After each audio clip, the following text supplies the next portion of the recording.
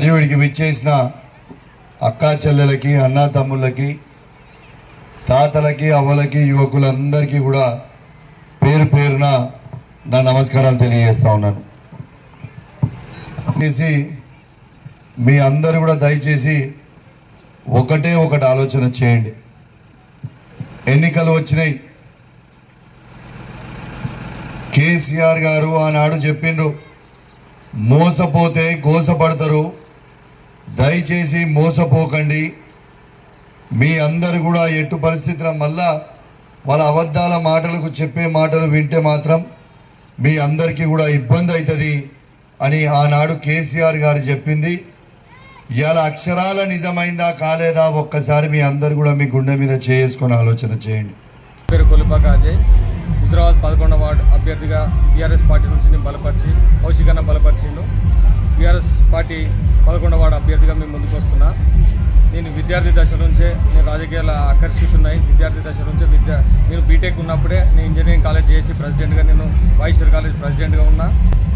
ఇప్పుడు ప్రస్తుతానికి నేను బీఆర్ఎస్ కాన్స్టిట్యూన్సీ సెక్రటరీగా పనిచేస్తున్నా. మా నాన్నగారు వచ్చేసి టీఆర్ఎస్ పార్టీ అధ్యక్షుడు. ఇంతకుముందు మా అమ్మ మున్సిపల్ వైస్ చైర్మన్గా చేసింది. 7వ వార్డులో గెలిపించిండు. 7వ వార్డు నుంచి మేము గెలిచి మా అమ్మ మున్సిపల్ వైస్ చైర్మన్గా పనిచేసింది గత 5 సంవత్సరాల నుంచి, 5 సంవత్సరాల క్రితం.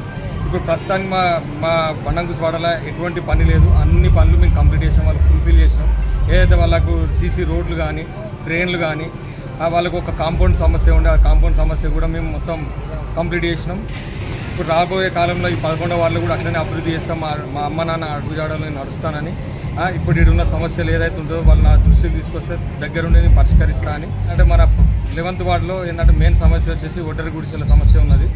దాని మీద తప్పకుండా దాని మీద ఆలోచన చేసి ప్రభుత్వ జాగా ఏదైతే ఉంటుందో, ఇక్కడ 2-3 దిక్కుల ప్రభుత్వ జాగాలు ఉన్నాయి. అక్కడ ప్రభుత్వ జాగాల వాళ్ళకు స్థిరమైన పట్టాలు ఇప్పిస్తా. వాళ్ళకి స్థిరంగా నేను ఇల్లు కట్టడానికి గవర్నమెంట్ నుంచి పోరాడతా.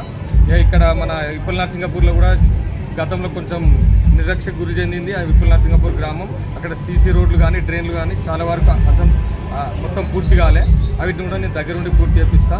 నేను కూడా ఉన్నతమైన చదువు చదువుకున్నా. నేను ఎంటెక్ చేసిన జేఎన్టీయూ నుంచి, మల్లారెడ్డి కాలేజ్ నుంచి, జేఎన్టీయూ అఫిలియేటెడ్. నాకు ఒక అవకాశం ఇవ్వాలని మనస్ఫూర్తిగా కోరుతున్నాయి. 11వ వార్డు ప్రజలందరికీ నా శిరస్సువంతి పాదాభివందనాలు. నాకు ఒక్కసారి గెలిపియండి, నాకు ఒక అవకాశం ఇవ్వాలని మనస్ఫూర్తిగా కోరుతున్నాను.